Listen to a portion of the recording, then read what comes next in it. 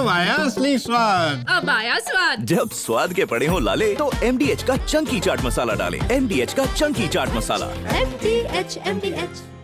नमस्कार, मैं हूं सैयद सुहेल और आप देख रहे हैं आपका नंबर 1 शो ये भारत की बात है। उम्मीद करते हैं आप सभी पूरी तरह से फिट होंगे और बहुत बहुत सेहतमंद होंगे। छांगुर के गुनाहों की गवाही शुरू हो गई।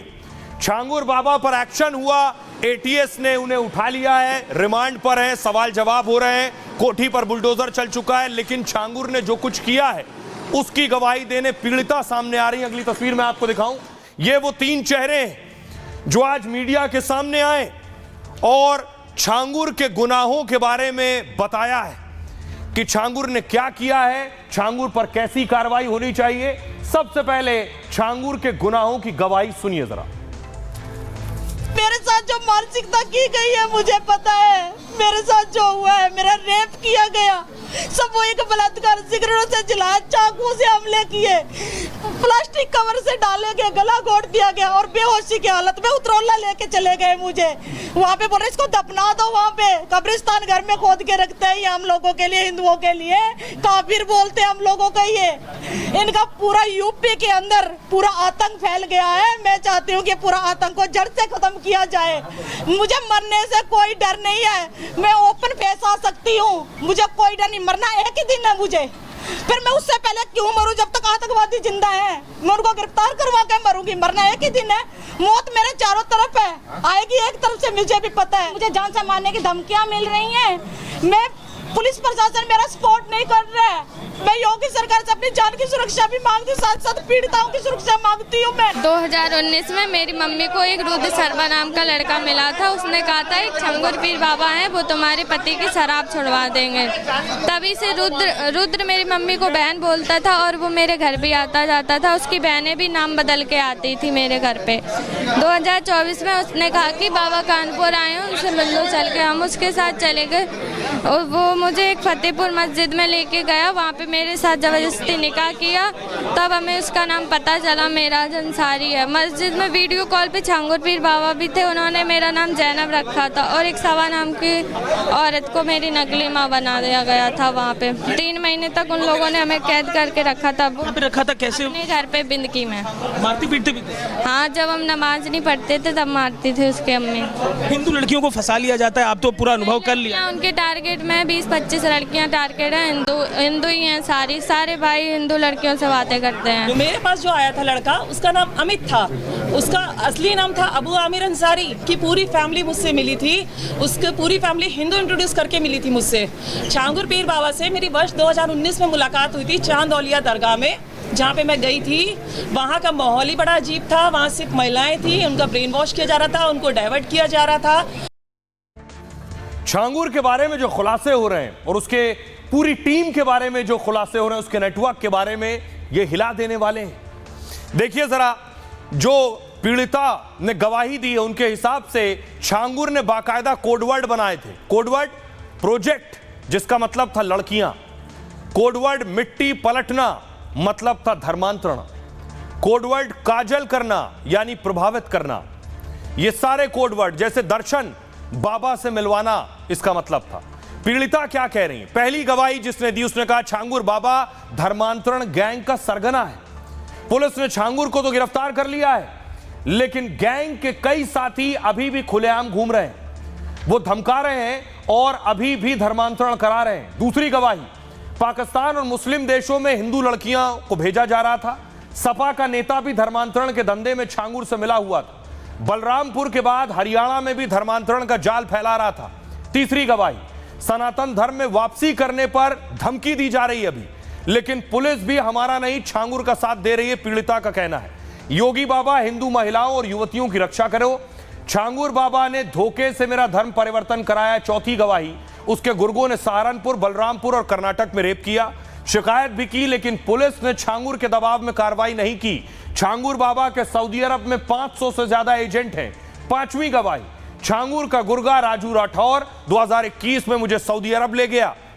इंस्टाग्राम के जरिए जिस राजू ने दोस्ती और प्यार किया वो वसीम निकला। सऊदी अरब में हमारा अश्लील वीडियो बनाया, धर्मांतरण करवाया और वहां पर उसके दोस्तों और छांगुर के पहचान वालों ने गैंगरेप किया। 3 महीने बाद हम वापस भारत आए तो ब्लैकमेल कर 10 लाख रुपए लिए गए। इस तरह से लगातार पीड़ितों की गवाहियां सामने आ रही हैं। अब सभी पीड़िता योगी आदित्यनाथ से गुहार लगा रही हैं। सुनिए।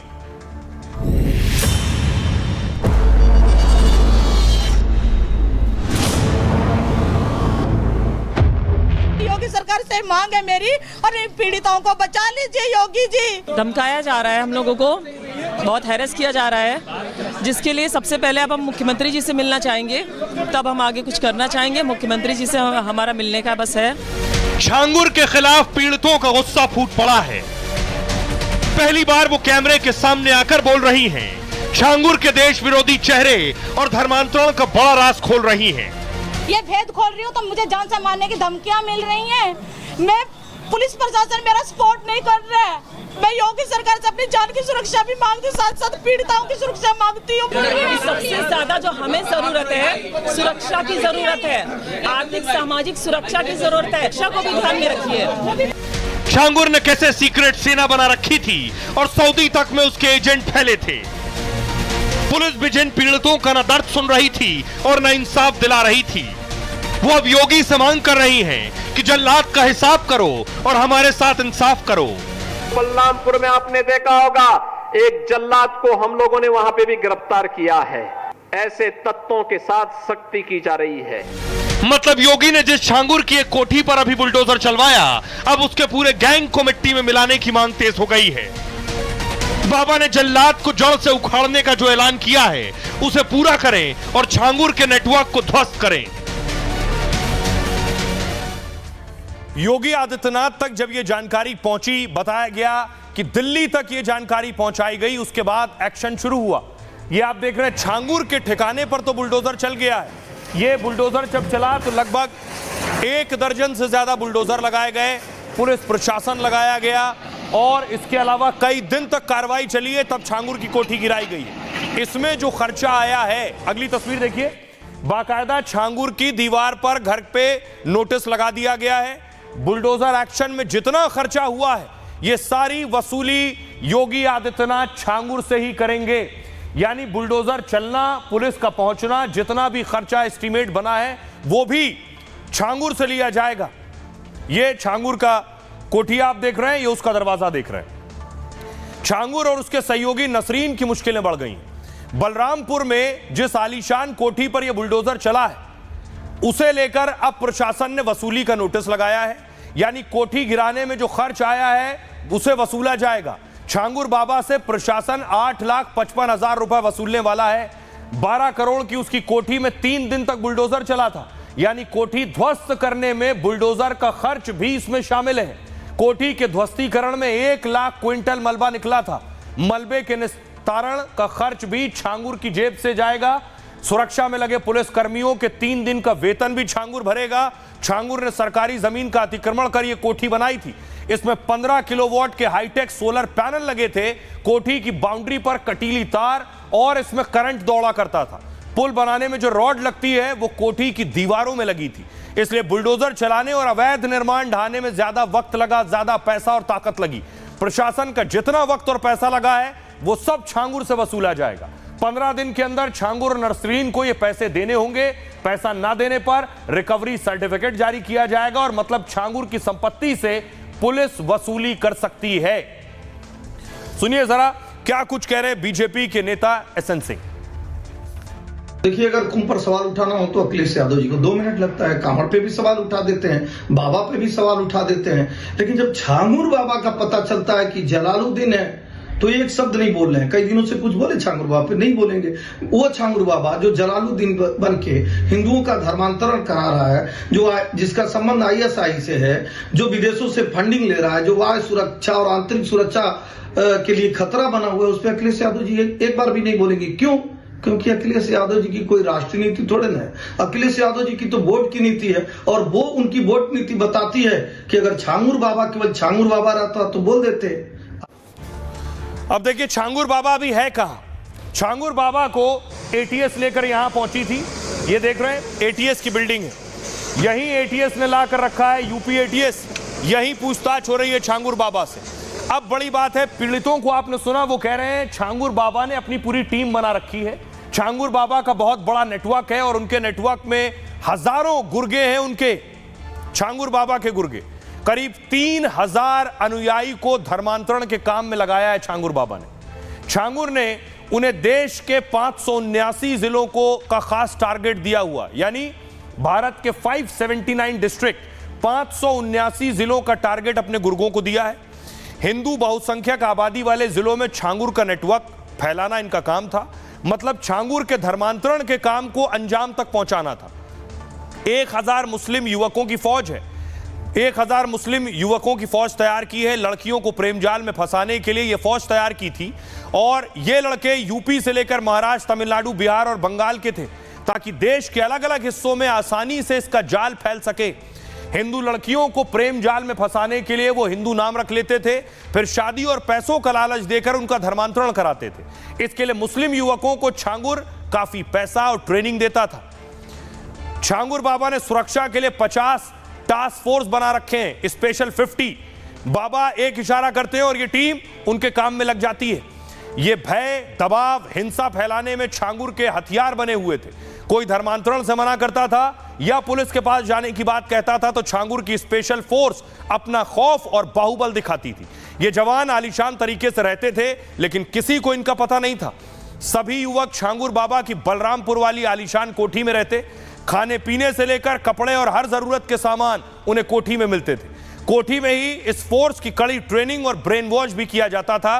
खास सेना बनाकर छांगुर देश विरोधी और धर्मांतरण के खेल में लगा था। दावा है पुलिस को कई बार शिकायत और जानकारी भी मिली, लेकिन 15 साल तक पुलिस उस पर सीधे कार्रवाई से बचती रही। क्या इसके पीछे छांगुर का रसूख या फिर काली कमाई में हिस्सा था? क्या काली कमाई पुलिस महकमे तक जा रही थी? पीड़िता यह आरोप लगा रही हैं। सुनिए जरा पीड़िता का क्या कुछ कहना है। वो बता रही है छांगुर के गुर्गे कैसे काम करते थे। सऊदी में इनके एजेंट है, सऊदी में 500 के करीब एजेंट होंगे, गुर्गे यहाँ पे इनके हजारों होंगे। ब्यूटिशियन हूँ, मुझे ये बोला गया था कि तुझे अच्छी कंपनी में जॉब लगवा दूंगा और तेरे से शादी करके सेटल हो जाऊंगा। वहाँ जाने के बाद पता चलता है ये हिंदू नहीं मुस्लिम है। इनका एक ID कार्ड होता है जैसे हमारा आधार कार्ड है, और इन्होंने तुरंत छांगुर को कॉल किया। लड़की आ चुकी है, मैं आपको बता चुकी हूँ पहले ये बात कि इन्होंने ये बोला कि लड़की आ चुकी है, इसका धर्म परिवर्तन। वहाँ पे बदर अख्तर सिद्दीकी मैं पहचान सकती हूँ, यंग लड़का है, वो मॉडलिंग करता है और वो ऐसे ऐसे लोग बसाते हैं। और जो राजू राठौर जो बना हुआ है इसका नाम रियल वसीम खान है, ये इनके एजेंट है। मुरादाबाद, मुजफ्फरनगर, इनके यहाँ पूरा रैकेट फैला हुआ। 6:13 पे धमकी दिलाई गई है और ये बोला गया है कि जो 15 लोगों ने जो घर वापसी की थी वो गोपाल राय जी और तुझे, मेन उनका टारगेट मैं हूं, उनके भेद खोल रही सऊदी से लेकर इंडिया तक के, और जान से मारने की धमकी दी गई है। और ये बोला गया कि हम 2 दिन के अंदर खत्म कर देंगे। छांगुर का मुद्दा नहीं है सिर्फ छांगुर छांगुर छांगुर। छांगुर एक गैंग का सरगना है। गैंग का सरगना सारे काम को एग्जीक्यूट नहीं करता है, वो उसके जो उसके अंदर में काम करते हैं वो करते हैं। इसमें गैंग के जो सक्रिय सदस्य हैं वो काम करते हैं। आज से नहीं चल रहा, बहुत पुराना चल रहा है। अगर इसमें कुछ नाम लिए जाएंगे, कुछ की अरेस्टिंग हो गई तो ये 40 साल पुराना खेल निकलेगा, जो सबूत के साथ मिलेगा आप सबको। और छांगुर के द्वारा 5000 से ऊपर लड़कियों का धर्मांतरण कराया जा चुका है। छांगुर क्या कर रहा था? छांगुर ने जो अपना नेटवर्क बनाया था, लंबी चौड़ी सेना बनाई थी, इस सेना के जरिए ही विदेशों से पैसा आ रहा था। देखिए कहां कहां से कितना पैसा। छांगुर और उसके गैंग ने 40 इस्लामिक देशों का दौरा किया है। धर्म के प्रचार प्रसार के नाम पर मुस्लिम मुल्कों से ये फंड लेते थे कि हमें पैसा दीजिए, हम हिंदुस्तान में मस्जिदें बनाएंगे, मज़ारे बनाएंगे, मदरसे खोलेंगे और इस्लाम का प्रचार प्रसार करेंगे। इस नाम पर मुस्लिम देशों से पैसे ले रहे थे, फिर इसका इस्तेमाल कर बड़े पैमाने पर धर्मांतरण कराते थे।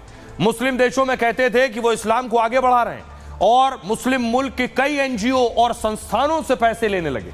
फिर पैसा वसूली के लिए नेटवर्क और धर्मांतरण बढ़ाने लगे। छांगुर के 500 करोड़ रुपए के विदेशी फंड की बात सामने आई। इसमें 300 करोड़ रुपए हवाला के जरिए नेपाल के रास्ते लाए गए। छांगुर के इशारे पर नेपाल में 100 से ज्यादा अकाउंट खोले गए।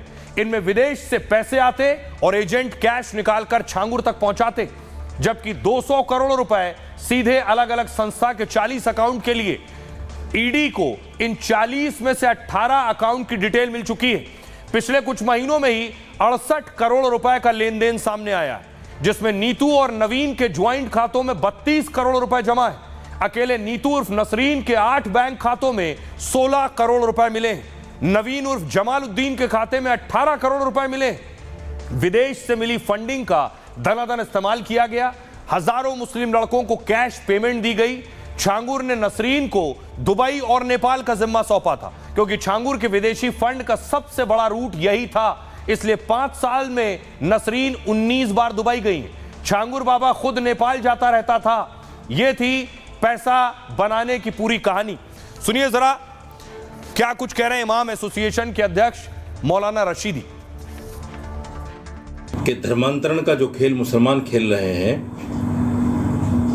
उससे कहीं ना कहीं देश में अफरा तफरी का माहौल है। हालांकि ऐसा कुछ भी नहीं है। इस्लाम तो ज़बरदस्ती धर्मांतरण को वैसे ही मना करता है। कुरान कहता है कि दीन में कोई ज़बरदस्ती नहीं है।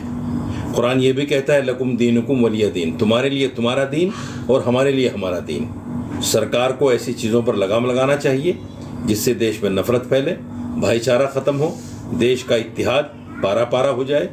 ऐसी चीजों पर सरकार को लगाम लगाने की जरूरत है। मैं इस परिवार के बीच में रही हूँ, तो ये जो रेट लिस्ट आप देख रहे हैं आज जारी हुई है, ये रेट लिस्ट मुझे वहीं से पता चली थी कि कैसे रेट तय होता है, किस तरह से इसको एग्जीक्यूट किया जाता है, कैसे फंडिंग आती है, हवाला के जरिए कैसे पैसा आता है। जो चीज़ मैंने STF में बताई भी है, फंडिंग हुई है, रेट तय किया गया है। फंडिंग का पैसा किसी पीड़िता को नहीं मिला, किसी से भी आप पूछ लीजिए।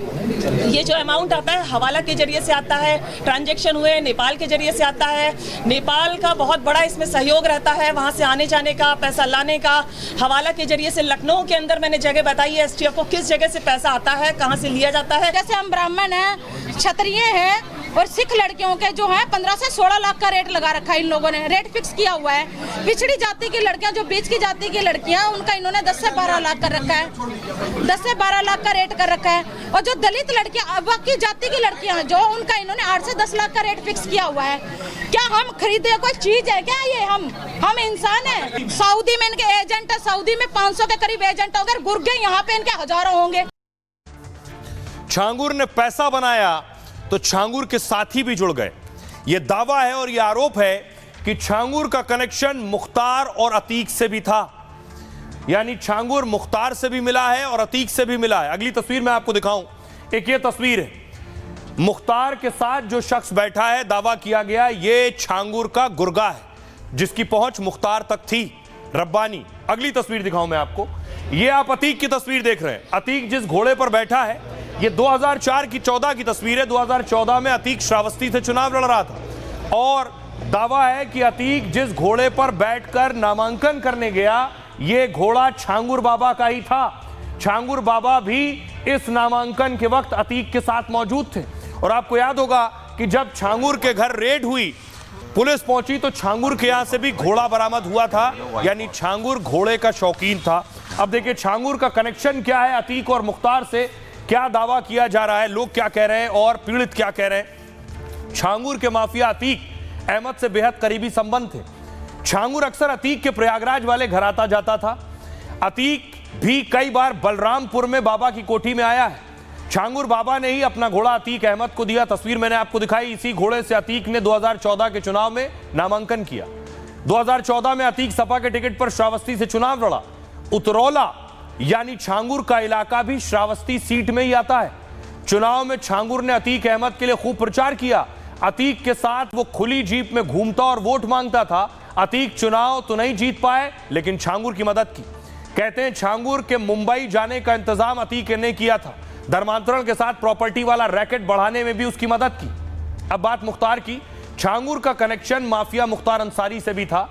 अवैध जमीन के कारोबार में माफिया का साथ मिलता था। मुख्तार का साथ मिलने से छांगुर बेरोकटोक अपना काम करता था। छांगुर बाबा के गिरोह के सदस्य मोहम्मद अहमद खान ने दावा किया कि छांगुर बाबा के इशारे पर ही खतरनाक रब्बानी गैंग काम करता था। यह गैंग फर्जी दस्तावेज, जमीन कब्जाने, धमकी के लिए कुख्यात था। गैंगस्टर मुख्तार अंसारी के गुर्गों से भी इस गैंग का सीधा संपर्क था और रब्बानी गैंग की एक प्रॉपर्टी में नसरीन के भी दस्तखत मिले हैं। वही नसरीन जो छांगुर बाबा की करीबी, मतलब मुख्तार अंसारी और छांगुर के गैंग का सीधा कनेक्शन था। और इसलिए क्या, इसलिए छांगुर और उसके गैंग को पीछे से सपोर्ट मिल रहा था अब तक, और पुलिस समेत कोई भी उस पर एक्शन लेने से बचता था। यही पीड़ित भी कह रहे हैं। अब सुनिए जरा क्या कुछ कह रहे हैं मंत्री दद्दन मिश्रा और समीर।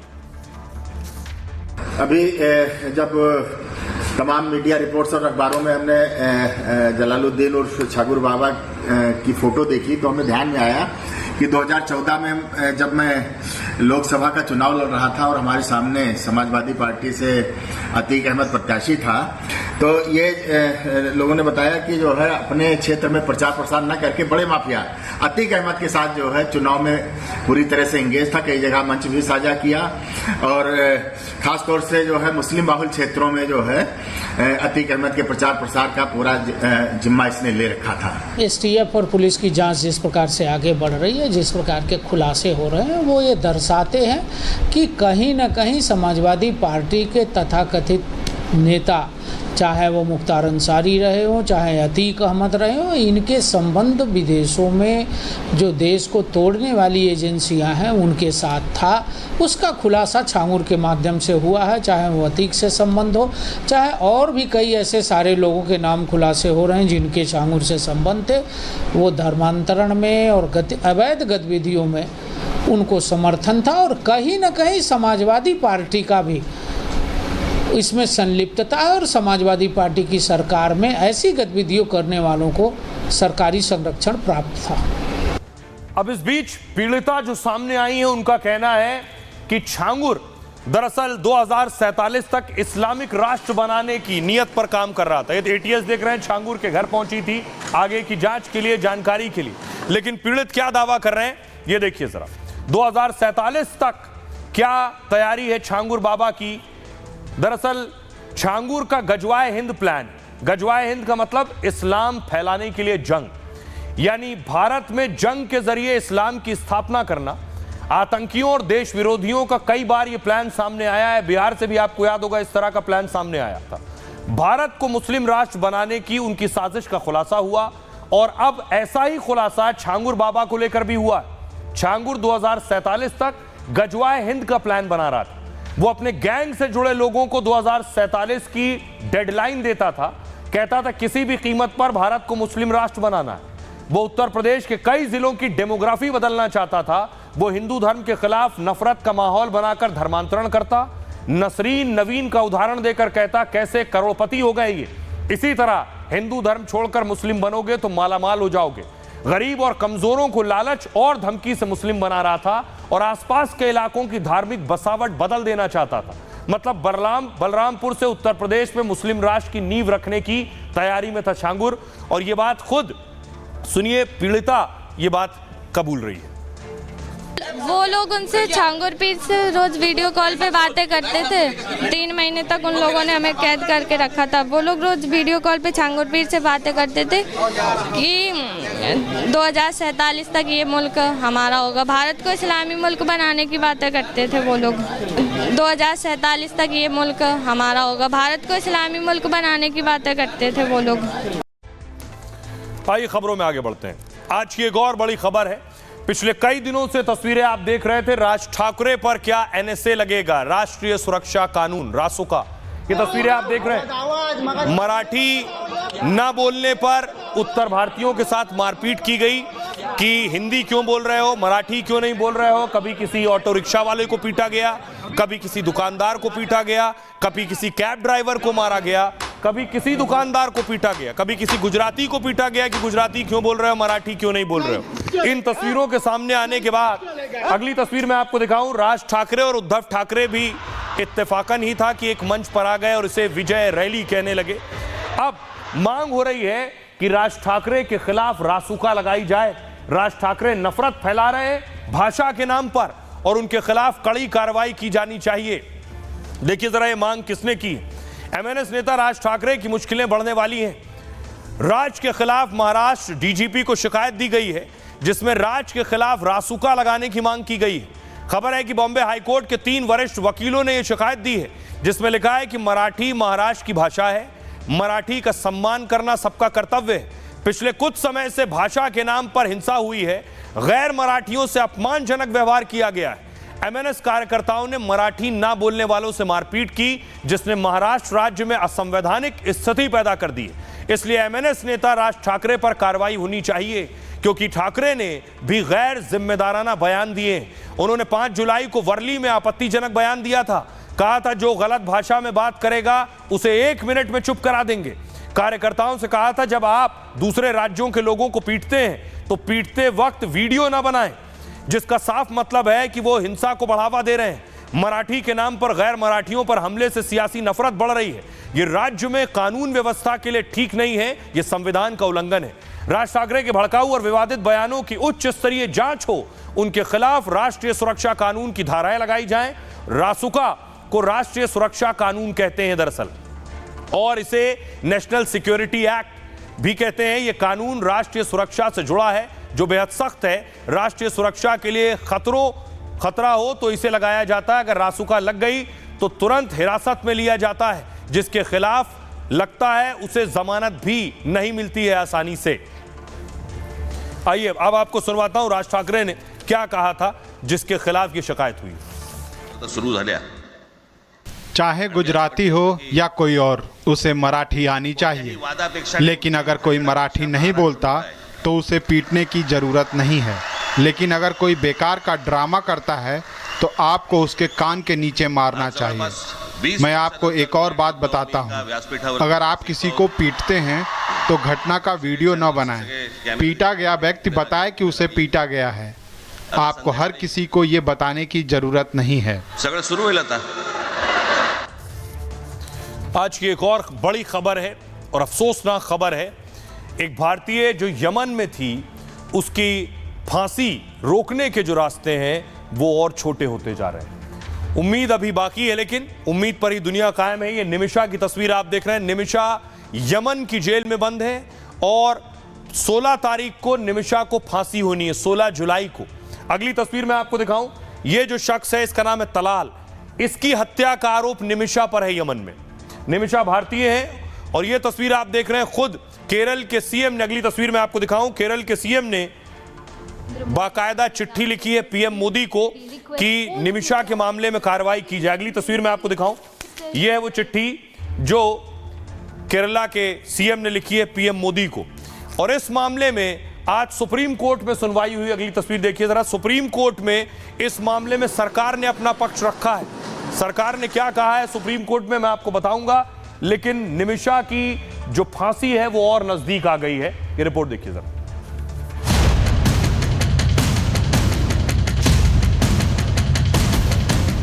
क्या निमिषा को फांसी पर लटका दिया जाएगा? क्या निमिषा को बुधवार को फांसी की सजा हो जाएगी? सुप्रीम कोर्ट में आज की सुनवाई के बाद इसके संकेत मिलने लगे हैं। सरकार ने कोर्ट से साफ साफ कहा है कि उसने सारे प्रयास कर लिए हैं, लेकिन यमन की सरकार अपना फैसला बदलने को तैयार नहीं। बावजूद इसके सरकार एक और आखिरी कोशिश करेगी। निमिषा प्रिया का एक्सिक्यूशन डेट ने फिक्स किया है 16 जुलाई। वो पोस्टपोन करने के लिए ऑफिशियली गवर्नमेंट ने रिक्वेस्ट किया है यमनी गवर्नमेंट से। अब देखिए जरा सरकार ने सुप्रीम कोर्ट में क्या कहा है निमिषा की फांसी रुकवाने को लेकर। आज इसमें सुप्रीम कोर्ट में निमिषा पर सुनवाई हुई और नर्स निमिषा प्रिया मामले में कोर्ट में वकील मौजूद थे। भारत सरकार की ओर से अटॉर्नी जनरल ने पक्ष रखा है। अटॉर्नी जनरल ने कहा सभी संभावित कदम उठाए जा चुके हैं। यमन सरकार से बात करने की एक तय सीमा होती है, उस सीमा से आगे बढ़कर कुछ नहीं हो सकता है। हमने इस मामले में सारे रास्ते खंगाल लिए हैं। आज सुबह भी हमने यमन से बात की है। यमन से फांसी टालने को लेकर चर्चा की गई है। यमन फांसी की सजा टालने के लिए तैयार नहीं है। इस मामले में सरकार इससे ज्यादा कुछ और नहीं कर सकती है। जिसके बाद याचिकाकर्ता ने फांसी की तारीख टलवाने की मांग की है कि फांसी नहीं रुकवा पा रहे हैं, कम से कम तारीख आगे बढ़वा दीजिए फांसी की, ताकि पीड़ित परिवार से ब्लड मनी एग्रीमेंट की आखिरी कोशिश की जा सके। जिसके बाद सरकार ने भरोसा दिया कि वो इस बारे में कोशिश करेगी। हालांकि कोर्ट ने भी माना है कि इस बारे में ना तो सरकार कुछ कर सकती है और ना ही भारत की अदालत यमन सरकार को कोई निर्देश दे सकती है। जिसके बाद कोर्ट ने अगली सुनवाई की तारीख 18 जुलाई तय कर दी है। ब्लड मनी क्या है देखिए, फांसी से बचाने का एक रास्ता है ब्लड मनी, जिसमें पीड़ित परिवार को पैसे ऑफर किए जाते हैं। पीड़ित परिवार पैसे लेकर गुनाह को माफ कर सकता है। पीड़ित परिवार को मिलने वाला यह पैसा ब्लड मनी कहलाता है। यमन के शरिया कानून में इसका प्रावधान किया गया है। आइए अब आपको बताऊं कि आखिर निमिषा पर आरोप क्या है, जिन आरोपों के बाद निमिषा को सजाए मौत दी गई, और ये यमन की अदालत ने सजाए मौत दी, और न सिर्फ यमन की अदालत, वहां के राष्ट्रपति ने भी उसकी दया याचिका खारिज कर दी। निमिषा प्रिया 2008 में दरअसल यमन गई थी। वहां उसने अस्पतालों में काम करना शुरू किया। बाद में उसने अपना खुद का एक क्लिनिक खोल लिया। यमन के नागरिक तलाल अब्दो मेहदी को पार्टनर बनाया। यमन में बिजनेस अगर आपको करना है तो बिजनेस करने के लिए वहां के नागरिक को पार्टनर होना जरूरी है, तभी आप वहां बिजनेस कर सकते हैं। ये मिडिल ईस्ट के मुल्कों में ऐसा होता है। बाद में निमिषा प्रिया और Yemen Abdo Talal Abdo Mahdi के रिश्ते बिगड़ गए। झगड़ा इस हद तक बढ़ गया कि मामला पुलिस में पहुंच गया, जिसके बाद तलाल मेहदी को पुलिस ने गिरफ्तार कर लिया। जेल से छूटने के बाद वो निमिषा को धमकाने लगा। उसने निमिषा प्रिया का पासपोर्ट अपने कब्जे में ले लिया। निमिषा ने पासपोर्ट के लिए उसे बेहोशी का इंजेक्शन दिया कि कैसे तलाल से वो अपना पासपोर्ट ले ले। आरोप है कि इंजेक्शन की ओवरडोज ज्यादा हो गई, इतनी कि वो मेहदी की मौत हो गई। खबर यह भी है कि निमिषा ने लाश ठिकाने लगाने की कोशिश भी की। उसके बाद नर्स निमिषा प्रिया ने यमन से भागने की कोशिश की। भागने की कोशिश के दौरान उसे गिरफ्तार कर लिया गया। यमन की निचली अदालत ने उसे सजाए मौत सुनाई, जिसके बाद मामला यमन के सुप्रीम कोर्ट पहुंचा। केस इतना संगीन था कि सुप्रीम कोर्ट से भी राहत नहीं मिली, जिसके बाद परिवार ने यमन की सरकार से माफी की गुहार लगाई। यमन के राष्ट्रपति रशद अल अलीमी ने भी माफी से इनकार कर दिया। निमिषा प्रिया पिछले 8 साल से यमन के केंद्रीय कारागार सना में बंद है। 2016 में विवाद हुआ, 2017 में हत्या हुई और 2020 में सजा सुनाई गई। 2023 में राष्ट्रपति रशद अल अलीमी ने क्षमादान देने से भी इनकार कर दिया। सुनिए जरा क्या कुछ कह रहे हैं सुभाष चंद्रन इस मामले में।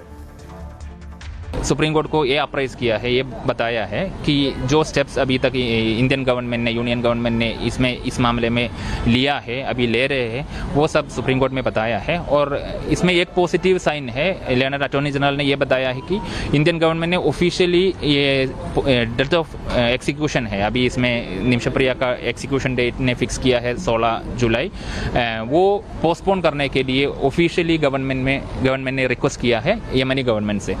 फिर वो कंसिडर करेंगे। ऐसे इन्होंने एक उम्मीद है, लियोनार्ड अटॉर्नी का एक उम्मीद है, वो कंसिडर करेंगे और हमें और टाइम मिलेगा इसमें ब्लड मनी नेगोशिएशन के लिए। और हमने ये बोला है, हमने गवर्नमेंट से सिर्फ हमारा मांग ये है, इसमें नेगोशिएशन के लिए गवर्नमेंट का सपोर्ट चाहिए, हमें कोई पैसे का सपोर्ट नहीं चाहिए। और कोर्ट ने भी एक पॉजिटिव साइन के हिसाब से अभी फ्राइडे के लिए मैटर रखा है। अभी फ्राइडे के अंदर जो हुआ है वो लियोनार्ड अटॉर्नी को कोर्ट को अप्राइज करना है। तो निमिषा को 16 तारीख को फांसी दी जाने वाली है, लेकिन निमिषा अकेले नहीं है। दुनिया के अलग अलग मुल्कों में लगभग 50 से ज्यादा भारतीय कैद हैं जिन्हें सजाए मौत हो चुकी है। ये आप देख रहे हैं, सऊदी अरब में 12 भारतीय हैं जिन्हें फांसी की सजा हुई है, जेल में है। कुवैत में 3 ऐसे भारतीय हैं जिन्हें फांसी की सजा हुई है। कतर में 1 जिसे सजाए मौत, और संयुक्त अरब अमीरात में 29 ऐसे हैं जिन्हें सजाए मौत हुई है। निमिषा प्रिया अकेले नहीं जिसे मौत की सजा हुई। खाड़ी के देशों में 4 दर्जन से ज्यादा भारतीय जेलों में बंद हैं जिन्हें वहां की सरकारों ने सजाए मौत देने का ऐलान किया है। भारत सरकार ने एक सवाल के जवाब में खुद इसका खुलासा किया। विदेश मंत्रालय के मुताबिक सजाए मौत वाले 54 भारतीय हैं, इनमें से ज्यादातर यूएई यानी संयुक्त अरब अमीरात में हैं, और भारत सरकार अपने स्तर पर कोशिशें कर रही है कि इन्हें छुड़ाया जा सके। आइए खबरों में आगे बढ़ते हैं। आज की एक और बड़ी खबर है, आपको लिए चलता हूं। प्लेन क्रैश के बाद लोगों में डर और खौफ था प्लेन के सफर को लेकर। इस बीच एक और प्लेन क्रैश हो गया। लंदन में प्लेन क्रैश हुआ है। तस्वीर में आपको दिखाऊं पहली तस्वीर, ये आप देख रहे हैं प्लेन क्रैश के बाद की तस्वीर। ये जो धुएं का गुबार आपको उठता हुआ नजर आ रहा है, यहीं पर प्लेन क्रैश हुआ।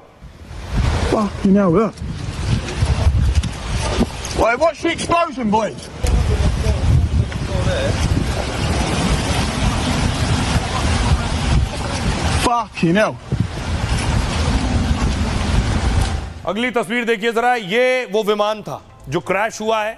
लगभग 12 लोग इसमें बैठ सकते थे क्रू को मिलाकर। और ये दूसरी तस्वीर जो आप देख रहे हैं, जो आग का गोला आपको उठता नजर आ रहा है, ये B-200 सुपर किंग एयर विमान है। अगली इसकी तस्वीर मैं आपको दिखाऊं, ये प्लेन क्रैश जहां पर हुआ उसके बाद आपको काला धुआं जो आसमान में नजर आ रहा है प्लेन क्रैश होने के बाद, और लोग खड़े हुए हैं। इसका मतलब एयरपोर्ट से नजदीक ही ये क्रैश हुआ है। जैसे ही टेक ऑफ हुआ उसके कुछ वक्त बाद ही ये प्लेन क्रैश हो गया है।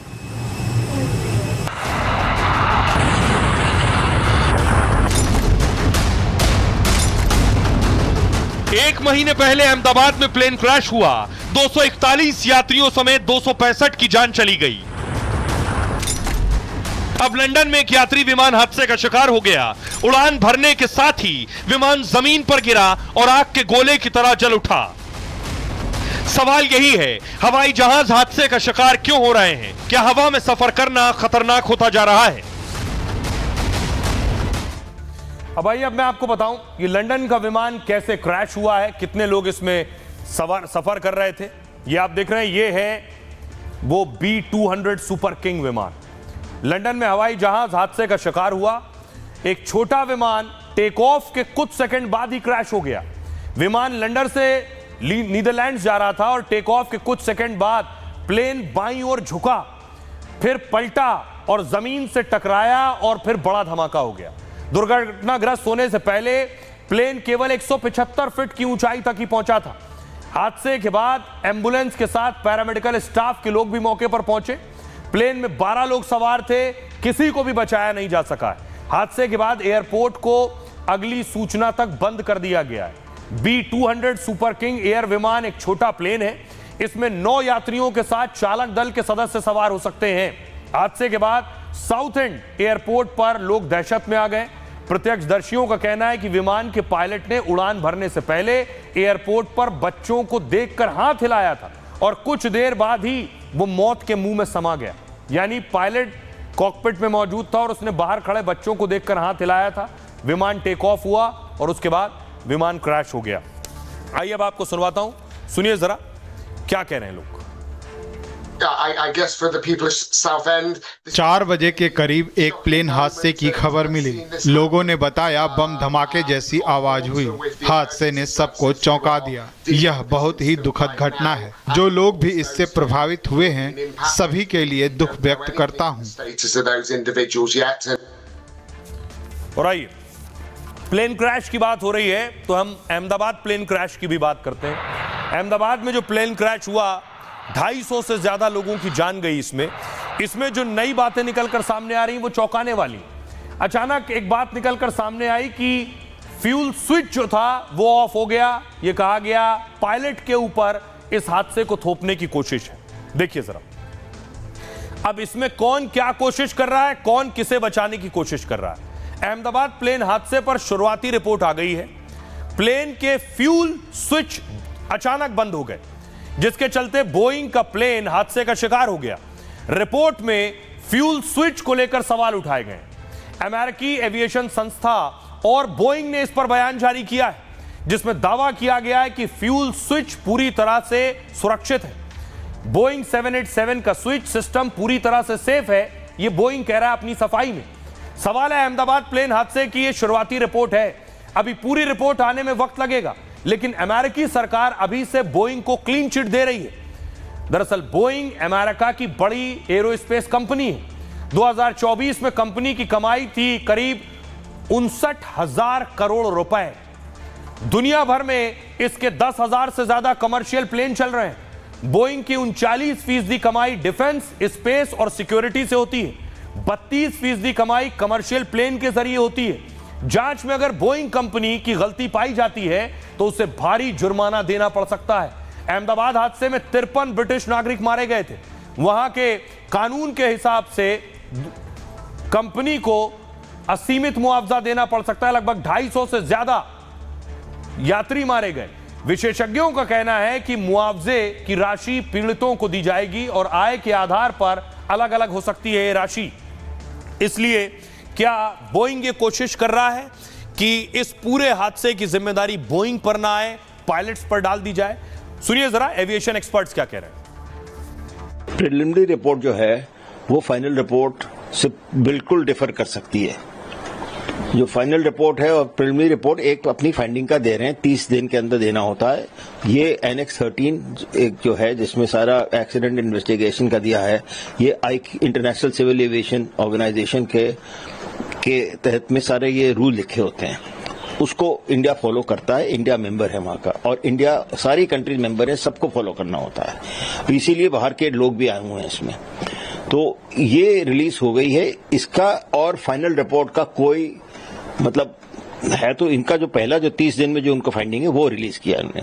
फाइनल रिपोर्ट में अगर नई चीजें मिलती हैं और कुछ होता है तो वो भी बदल सकती है रिपोर्ट। फाइनल रिपोर्ट और प्रिलिमिनरी रिपोर्ट का ये नहीं है कि इसके बाद वही फाइनल रिपोर्ट में आ जाएगा, जरूरी नहीं है। पर उन्होंने एक चीज जरूर कही है कि उसमें कोई सीनियर पायलट जो इस तरह का होना चाहिए था टीम में वो नहीं था, और वो उनको अब डाल देना चाहिए, और वो भी क्वालिफाइड 787 का अगर पायलट मिल जाए इनको। और आइए खबरों में आगे बढ़ते हैं। आज की एक और बड़ी खबर और अच्छी खबर है शुभांशु की अंतरिक्ष से वापसी। शुभांशु अंतरिक्ष में थे और अंतरिक्ष का ये सफर उनका शानदार रहा। अंतरिक्ष से जो सीख कर आएंगे वो भारत के स्पेस मिशन में वो इस्तेमाल कर पाएंगे। भारत भी अंतरिक्ष में अपना स्पेस स्टेशन बनाने की तैयारी में, और उसके लिए सुधांशु बहुत बड़े रोल में रहेंगे, इसलिए ये गए थे वहां चीजें सीख कर आए और भारत के स्पेस मिशन को आगे बढ़ाएं। अब देखिए अगली तस्वीर, ये है ड्रैगन क्राफ्ट। इसी के अंदर बैठकर शुभांशु अंतरिक्ष से नीचे आ रहे हैं। देखिए जिस वक्त नीचे आए इसमें बैठे वो तस्वीर देखिए। ये तस्वीर आप देख रहे हैं ड्रैगन क्राफ्ट के अंदर शुभांशु बैठे हुए हैं। खुद शुभांशु और उनके साथ और बाकी 3 लोग जो गए थे वो उस ड्रैगन क्राफ्ट में बैठे हैं। जिस वक्त बैठे उस वक्त की तस्वीर आप देख रहे हैं।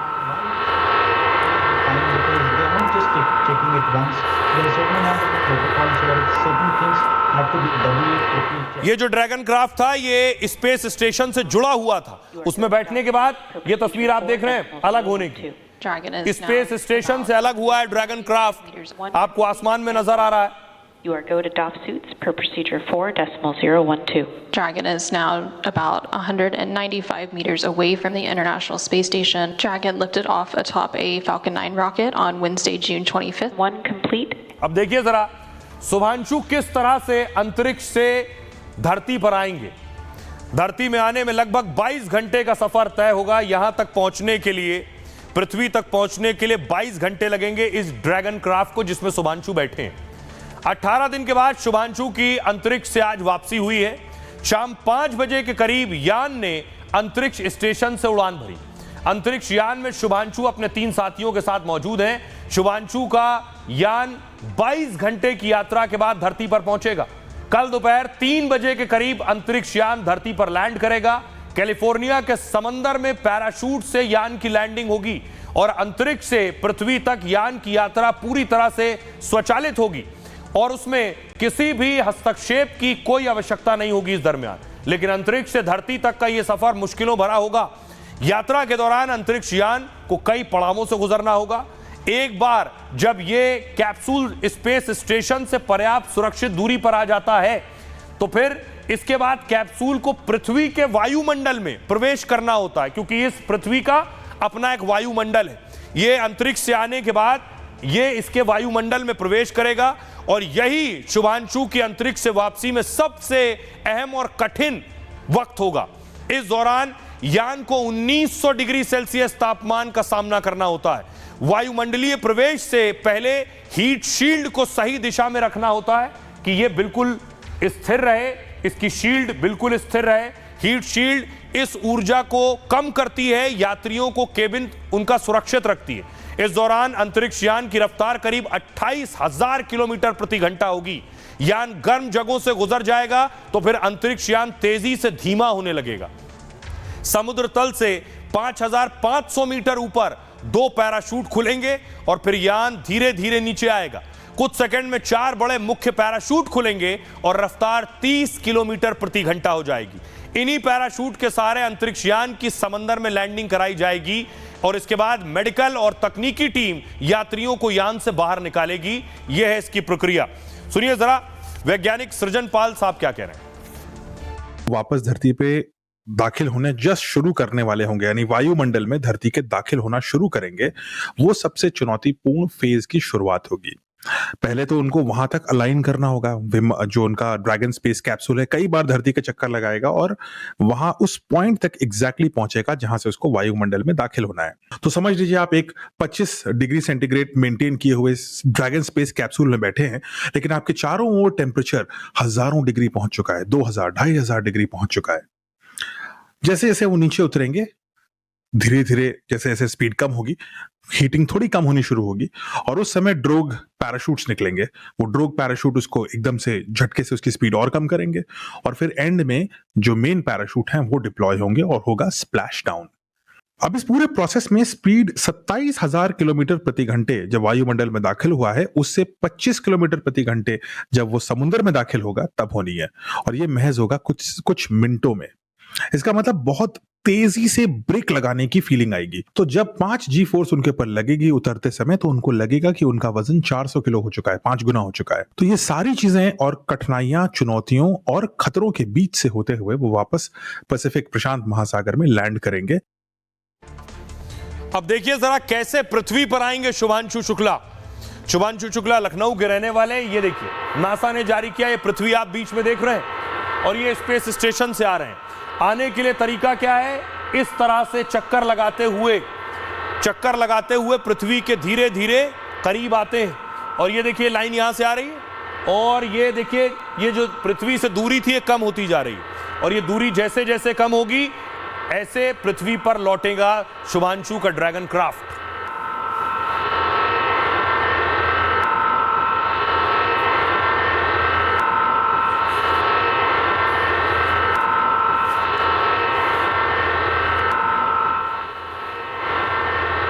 और ये देखिए पृथ्वी तक पहुंच गया। अब पृथ्वी में कहां लैंड करेगा ये मैं आपको बताऊं। उनका ड्रैगन क्राफ्ट जो अंतरिक्ष स्टेशन से आ रहा है, कल लगभग 3 बजे तक लैंड होगा और इसे स्प्लैश डाउन कहते हैं। वो अमेरिका में आकर गिरेगा। ये देख रहे हैं अमेरिका का कैलिफोर्निया और इसका जो समंदर है यहां आकर ये ड्रैगन क्राफ्ट गिरेगा। अब देखिए आपको याद होगा सुनीता विलियम्स जब आई थी, वो फंस गई थी, लंबे वक्त तक अंतरिक्ष स्टेशन पर रही। सुनीता विलियम्स जब आई थी देखिए कुछ इस तरह से पैराशूट खुल गए थे और ड्रैगन क्राफ्ट आकर गिरा था नीचे पानी में, समंदर में। इसी तरह से आएंगे शुभांशु भी। फुल स्क्रीन लीजिए जरा इस विजुअल को। सुनीता विलियम्स को आप देख रहे हैं।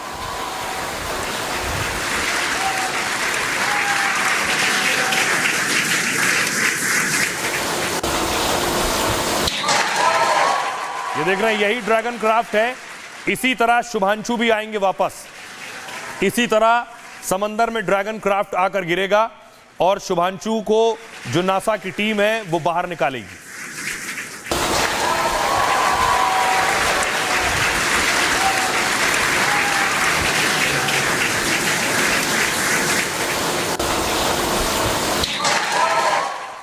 अब आइए आपको बताऊं शुभांशु को लाने वाला जो ड्रैगन है, ड्रैगन क्राफ्ट, वो क्या है? ये है वो ड्रैगन क्राफ्ट। इसी में शुभांशु और उनकी टीम बैठी हुई है। ड्रैगन एक दोबारा इस्तेमाल होने वाला अंतरिक्ष यान है। इसको इलॉन मस्क की कंपनी स्पेसएक्स ने बनाया है। इसका काम यात्रियों, सामान अंतरिक्ष स्टेशन तक पहुंचाना और लाना है। कुछ दिन पहले यही यान सुनीता विलियम्स को भी इंटरनेशनल स्पेस स्टेशन से लाया था।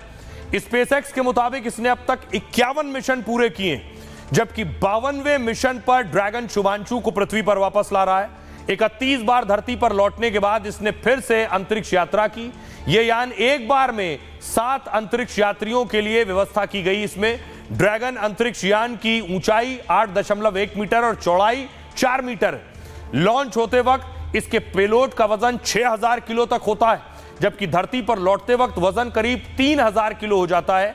अंतरिक्ष तक पहुंचने में यान को काफी पेलोड की जरूरत होती है। आइए अब आपको सुनवाता हूं, सुनिए जरा शुभांशु के माता पिता क्या कह रहे हैं, जो बेसब्री से इंतजार कर रहे हैं अपने लाल का। 4:30 बजे के करीब जो है अनडॉकिंग होगी, बस हम उसी की देख रहे हैं और बड़ी खुशी हो रही, बेटा वापस हो रहा है। ये सामने से देख रहे हैं कैसे होता क्या होता, तो ये सब हमारे लिए बड़ी खुशी का दिन है, बहुत अच्छा लग रहा है। हमें पूरा गर्व है, हमारे पूरी फैमिली को गर्व है और हम चाहते हैं कि हमारा बेटा जो है ये इतना बड़ा मिशन पूरा करके वापस हो रहा है, तो हम लोगों को तो बहुत गर्व ही है। हम लोगों को तो अपने को तो इतना गौरवान्वित महसूस कर रहे हैं, शायद ही लाइफ में इतना बड़ा अचीवमेंट हमने अपनी लाइफ में नहीं कभी महसूस किया जितना बच्चे की सफलता पर मुझे आज हो रहा है। सबका आशीर्वाद है, उन्हीं की दुआओं और आशीर्वाद से ही हमारे बच्चे का मिशन पूरा हुआ है। हम सबको कोटि कोटि धन्यवाद करते हैं। एक्साइटमेंट तो बहुत है, बहुत ज़्यादा खुशी हो रही कि 18-20 दिन के बाद बेटा हमारा वापस आ रहा है, तो अच्छा तो लगता ही सुन के। विशेष प्रार्थना भोलेनाथ से तो जो प्रार्थना करो वो कबूल हो जाती है, बस कबूल हो जाती है। प्रार्थना किया है, उन्हीं की कुशलता के लिए ही प्रार्थना किया कि उनको कुशल क्षेम से वापस लाएं। थोड़ी मन में रहती तो ही चिंता कि हाँ वापसी में भी जैसे जाते समय लग रहा था कि हाँ थोड़ा कठिन है समय, वैसे आते समय भी कठिन समय है, वो भी कट जाएगा। गौरव की तो कोई सीमा ही नहीं है, ना उसको हम शब्दों में बयां कर सकते हैं। गौरव बहुत ज़्यादा है, बहुत ज़्यादा खुशी महसूस हो रही है, बहुत ज़्यादा। और खबरों में आगे बढ़ते हैं। आज की एक दुखद खबर है। स्टंट मैन को फिल्मों में आपने देखा होगा स्टंट करते हुए, ऐसे ही स्टंट करते हुए एक स्टंट मैन की मौत हो गई। एक फिल्म में काम कर रहे थे, तस्वीर देखिए जरा, शूट करना था गाड़ी वाला शॉट। गाड़ी देखिए आगे आकर उछली है एक स्लोप पर चढ़कर, और इसमें जो स्टंट मैन सवार थे उनकी मौत हो गई।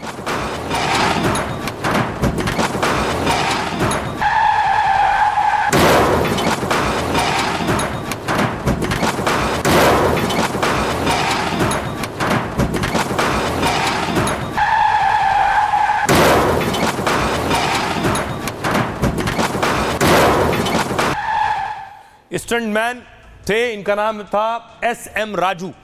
SM राजू ही गाड़ी चला रहे थे, उस गाड़ी में बैठे थे और गाड़ी जब उछली और उसके बाद कई बार गाड़ी पलटी, जिसके पलटने से राजू की मौत हो गई। देखिए घटना हुई कहां और कैसे। दक्षिण भारत में एक फिल्म की शूटिंग के दौरान यह बड़ा हादसा हुआ। Stunt man SM Raju stunt करते करते हादसे का शिकार हो गए। स्टंट मैन राजू एक SUV गाड़ी चला रहे थे जो रैंप से गुजरी और फिर पलट गई। गाड़ी सीधे नीचे गिरी और उसका आगे का हिस्सा जोर से जमीन से टकराया। राजू को जब गाड़ी से निकाला गया तो उनकी मौत हो चुकी थी। कई बड़े स्टार्स और फैंस स्टंट आर्टिस्ट राजू को श्रद्धांजलि दे रहे हैं। कुछ लोगों को हादसे पर यकीन ही नहीं हो रहा है कि आखिर हुआ क्या। आइए खबरों में आगे बढ़ते हैं। आज की एक और खबर है कि जुलाई में जल कर्फ्यू। तस्वीर मैं आपको दिखाऊं अगली, यह तस्वीर स्पेन की आप देख रहे हैं। स्पेन में जरा गाड़ियों का हाल देखिए, पानी अपने साथ बहा कर ले गया है दर्जनों गाड़ियां।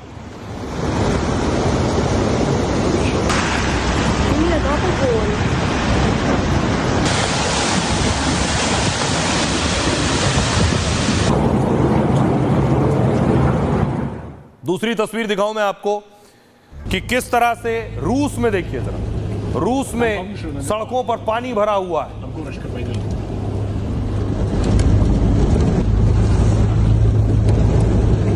Там повыше, наверное, да, туда в ту сторону.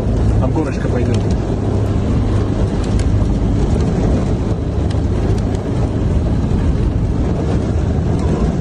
В бане вышли купаться.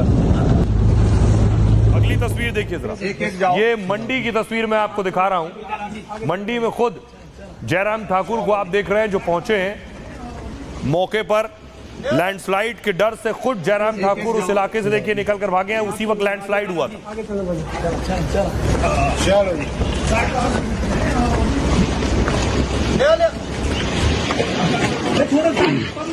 देखिए जरा, अजमेर की तस्वीर मैं आपको दिखा रहा हूं। राजस्थान की तस्वीर आप देख रहे हैं, स्कूटी बह रही है पानी में, गाड़ियां बह गई हैं। अजमेर में बारिश के बाद ये हालात है।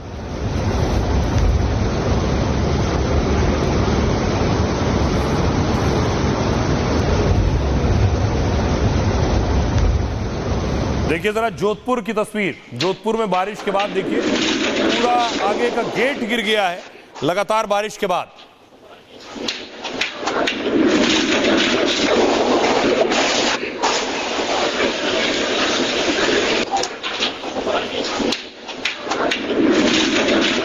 और उसी दौरान देखिए बाजार में बारिश के दौरान जोधपुर में शॉर्ट सर्किट हुआ है, उसके बाद अफरा तफरी मच गई।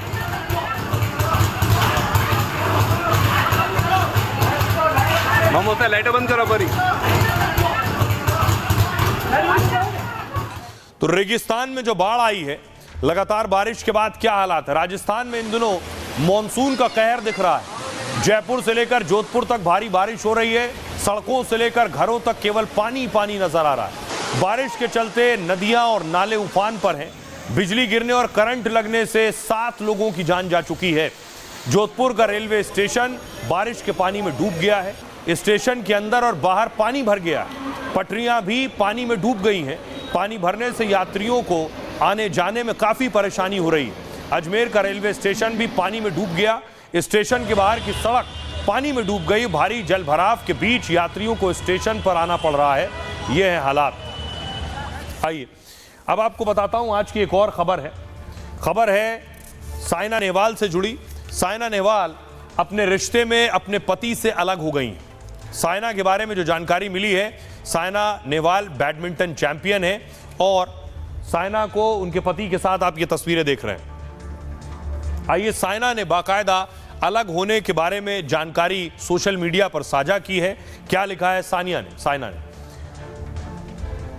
दरअसल बैडमिंटन खिलाड़ी साइना नेहवाल पति से अलग हो गई। उन्होंने कहा कि सहमति से दोनों ने फैसला लिया है। सोशल मीडिया पोस्ट में उन्होंने इसे लेकर जानकारी दी। लेकिन जिंदगी कभी कभी अलग दिशाओं में ले जाती है। बहुत सोच समझकर हमने अलग होने का फैसला किया है। हम दोनों शांति और उन्नति का विकल्प चुन रहे हैं। यादों के लिए आभारी हूं, आगे के लिए शुभकामना देती हूं। साइना ने 7 साल पहले पारुपल्ली कश्यप से शादी की। ये लव मैरिज थी। दोनों बैडमिंटन ट्रेनिंग के दौरान मिले। पारुपल्ली भी भारत के जाने माने पूर्व बैडमिंटन खिलाड़ी हैं। लंबे समय के रिलेशन के बाद दोनों ने 2018 में शादी की। साइना नेहवाल मेडल जीतने वाली पहली भारतीय बैडमिंटन खिलाड़ी। लंदन ओलंपिक 2012 में भारत को ब्रॉन्ज मेडल दिलाया था। साइना नेहवाल हर महीने की उनकी कमाई 30 से 35 लाख रुपए है, जबकि उनकी कुल संपत्ति 45 करोड़ के आसपास है। बैडमिंटन के साथ ही वो विज्ञापन के जरिए काफी पैसा कमाती हैं। हैदराबाद में साइना के पास करीब 4 करोड़ का आलीशान घर है। साथ ही मर्सिडीज, BMW जैसी लग्जरी कारों का भी कलेक्शन है। आइए और अब बारी है आज के सूत्र की। जवानी और बुढ़ापा उम्र से नहीं, आपकी सोच से तय होता है। आप उतने ही बूढ़े होंगे जितना आप खुद को समझते हैं, लेकिन दिल और दिमाग को फिट रखकर आप हमेशा युवा रह सकते हैं। जिंदगी का यह सूत्र दिया था महान बॉक्सर मोहम्मद अली ने। मोहम्मद अली का जन्म 1942 को अमेरिका के केंटकी में हुआ। उन्होंने 12 साल की उम्र में ही बॉक्सिंग शुरू कर दी। जब किसी ने उनकी नई साइकिल चोरी कर ली, तब मोहम्मद अली ने पुलिस के सामने आरोपी को घूंसे मारने की कसम खाई। चोर को पंच मारने वाला जल्द ही बॉक्सिंग का चैंपियन बन गया। मोहम्मद अली घंटों प्रैक्टिस करते और कहते मैं सबसे बड़ा चैंपियन बनूंगा। उनका समर्पण और खुद का भरोसा रिंग में दिखता था। अपने पूरे करियर में वो 56 बार जीते और सिर्फ 5 बार हारे। मोहम्मद अली को जीत और रिकॉर्ड के बीच काफी उतार चढ़ाव भी देखने पड़े।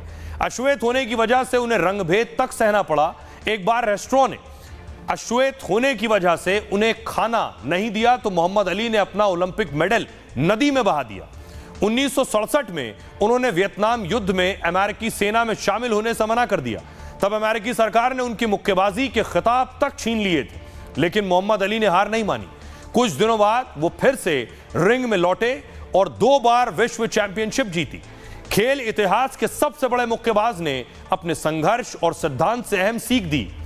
अपनी जिंदगी का हर दिन ऐसे जियो जैसे वो आखिरी हो। मतलब कोशिश और मेहनत में कभी कमी नहीं रहनी चाहिए। बहरहाल ये भारत की बात है में इतना ही। आप अपना और अपनों का बहुत बहुत ख्याल रखिए। रुक रहे हैं एक छोटे से ब्रेक के लिए।